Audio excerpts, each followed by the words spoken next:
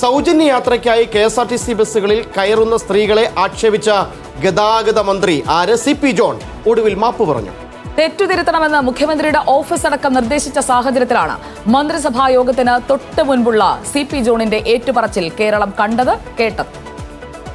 ഈ ബസ്സിന് കാശില്ലാത്ത സ്ത്രീ സ്വകാര്യ സ്കൂളിലേക്ക് കുട്ടികളെ വിടുകയാണ്. ഫീസ് കൊടുക്കേണ്ടാത്ത പ്രൈവറ്റിൽ പോലും വിടാതെ എവിടെ വിടുന്നത്? ഫീസ് കൊടുക്കേണ്ട സ്കൂളിലേക്ക് വിടുന്നു അല്ലേ?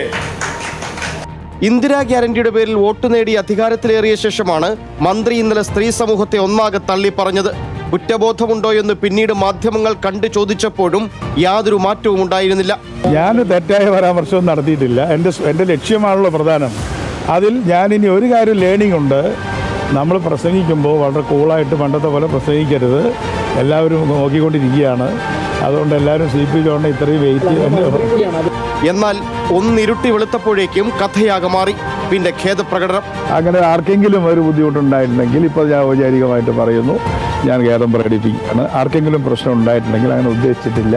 ഖേദപ്രകടനം നടത്തണമെന്ന മുഖ്യമന്ത്രിയുടെ ഓഫീസിന്റെ നിർദ്ദേശം ശരിയായില്ലെന്ന UDF നേതാക്കളുടെ അഭിപ്രായം, പൊതുസമൂഹത്തിൽ നിന്നുയർന്ന വിമർശനം, ഇവയെല്ലാമാണ് ഒടുവിലൊരു ഖേദപ്രകടനത്തിലേക്ക് വഴിവെച്ചത്. Editorial desk big TV. Vijayakumar, സ്ത്രീകൾ ദാരിദ്ര്യം അഭിനയിക്കുകയാണ് എന്ന തരത്തിലൊക്കെ പറഞ്ഞ ഒരു ഗതാഗത മന്ത്രിക്ക് ഇന്നലെ അത് മനസ്സിലാക്കാനായിട്ടുള്ള ഒരു ആലോചനയൊന്നും ഉണ്ടായില്ല. അദ്ദേഹം ആ തെറ്റ് തിരുത്താനും തയ്യാറായില്ല. ഇന്നിപ്പോൾ ഗത്യന്തരമില്ലാതെ ക്യാബിനറ്റിന് തൊട്ട് മുൻപ് പറയിപ്പിച്ചതല്ലേ അദ്ദേഹത്തെ കൊണ്ട്? ഇന്നലെ അദ്ദേഹം എന്തൊക്കെയാണ് പറഞ്ഞത്? സ്ത്രീകൾ ദാരിദ്ര്യം അഭിനയിക്കുന്നു, തള്ളിക്കയറി വരുന്നു,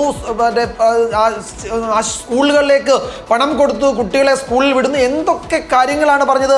ഒരു മന്ത്രി ഈ നിലയിലാണ് കാര്യങ്ങളെ കാണുന്നതെങ്കിൽ ഈ മന്ത്രിയിൽ നിന്ന് നമ്മൾ എന്താണ് സുജയ പാർവതി പ്രതീക്ഷിക്കേണ്ടത്?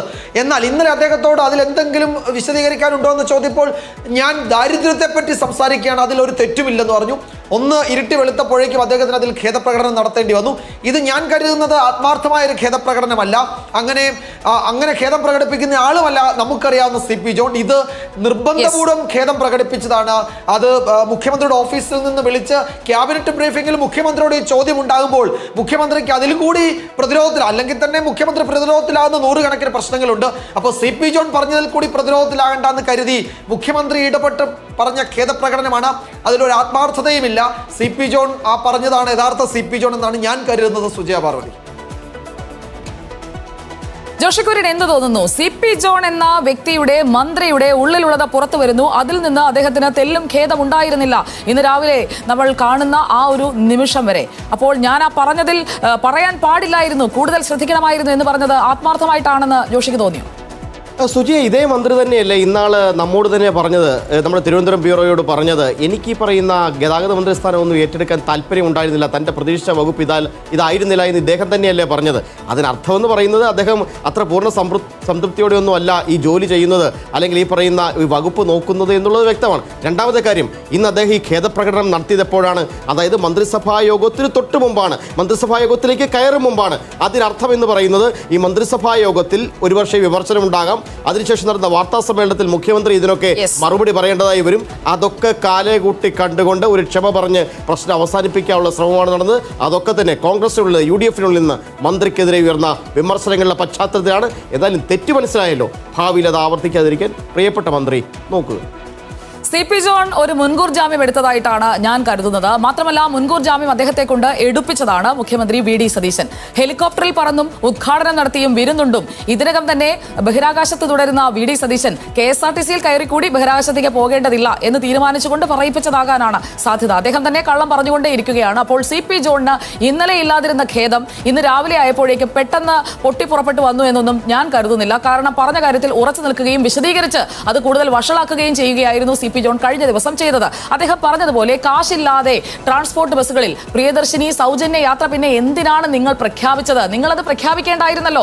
മാത്രമല്ല, പ്രിയദർശിനി സൗജന്യ യാത്ര എന്ന് പറഞ്ഞത് ഓർഡിനറി യാത്രയെന്നായിരുന്നില്ല നിങ്ങളുടെ ഇന്ദിരാ ഗ്യാരണ്ടി. ഓർമ്മിപ്പിക്കുകയാണ്, ഒരിക്കൽ കൂടി ഓർമ്മിപ്പിക്കുകയാണ്. ഇനിയിപ്പോൾ ആകെ പ്രഖ്യാപിച്ച ഓർഡിനറിയിൽ കയറുന്ന സ്ത്രീകളെ അപമാനിക്കുന്നതിനായി നിങ്ങളുടെ ആരുടെയും വീട്ടിൽ നിന്നല്ല ആ ബസ്സിലേക്കുള്ള തുക വകയിരുത്തുന്നത്. അത് സർക്കാരിലേക്ക് ജനങ്ങൾ നികുതിയായി അടയ്ക്കുന്ന നമ്മുടെ ഖജനാവിൽ നിന്നെടുക്കുന്ന പണമാണ്. അതല്ലാതെ നിങ്ങൾ ആരും വ്യക്തിപരമായി ബലപ്രയോഗമായി കൊണ്ടുവന്ന് കൊടുക്കുന്നതല്ല. അപ്പോൾ ഭിക്ഷ പോലെ സ്ത്രീകളെ അപമാനിക്കുന്ന ഒരു പ്രയോഗം നടത്തിയ CP ജോൺ ആർക്കെങ്കിലും വിഷമം ഉണ്ടായെങ്കിൽ എന്നല്ല, ഞാൻ കാരണം സ്ത്രീകൾക്ക് ബുദ്ധിമുട്ടുണ്ടായി എന്ന് എനിക്ക് ബോധ്യപ്പെട്ട സാഹചര്യത്തിൽ ഈ നാട്ടിലെ പ്രിയദർശിനി ബസ്സിൽ കയറാനിരിക്കുന്ന എല്ലാ സ്ത്രീകളോടും മാപ്പ് പറയുന്നു എന്നായിരുന്നു പറയേണ്ടിയിരുന്നത്. ഇത് പേരിനൊരു ഖേദം, അത്രേ ഉള്ളൂ ജോഷി. അപ്പോൾ ഈ ആകാശത്തുകൂടി പോകുന്ന വിവാദങ്ങളെ ഏണി വെച്ച് പിടിക്കുന്ന ഗതാഗത മന്ത്രിയോട് DNA ചോദിക്കാത്ത ചോദ്യങ്ങൾ എന്തൊക്കെയാണ്?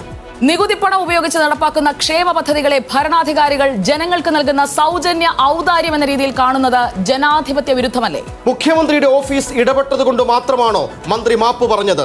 അതോ സ്വന്തം പ്രസ്താവന തെറ്റാണെന്ന് ബോധ്യപ്പെട്ടത് കൊണ്ടാണോ? തെറ്റ് തിരിച്ചറിഞ്ഞാണോ ഈ മാപ്പ് പറച്ചിൽ എന്ന ചോദ്യം CP ജോണിനോട് ഉന്നയിച്ചുകൊണ്ട്